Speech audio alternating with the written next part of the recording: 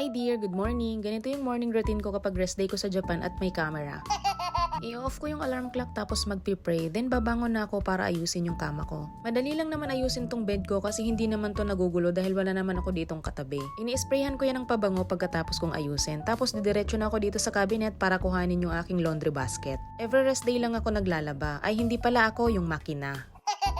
Tatlo kaming magkakasama dito sa apartment pero kadalasan hindi kami magkakasabay ng rest day. Kaya solo lang yung washing machine sa paglalaba. Pagkatapos kong isa lang yung aking mga labahin ay mag-aayos na ako ng aking sarili. Maghihilamos at magtutoothbrush para naman ma-refresh. Kadalasan kapag rest day ko, mga alas 9 or alas 10 na ako bumabangon. Makabawi man lang ng pahinga, pagkatapos ko mag-freshen up, mag-iinit na ako ng tubig para sa kape. Tapos kung walang maiinit sa ref na pagkain, magluluto ako ng pang-breakfast. And for today's video, ang niluto ko ay itong corned beef. Mahal yung corned beef dito sa Japan pero siksik at maraming laman, kaya 2 luto yung ginawa ko. Pagkatapos ay nagtimpla na ako ng kape at nagluto rin pala ako ng noodles.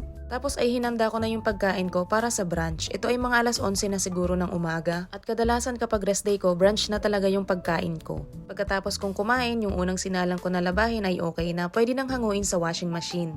Tapos dito ko lang siya sinasampay sa veranda na kalapit ng kwarto ng isa naming kasama. So parang ganun lang umiikot yung morning routine ko kapag rest day. Buti na lang maganda na yung panahon today. Pero mahaba pa ang oras at marami pa akong pwedeng gawin. Ito lang muna, salamat sa panonood.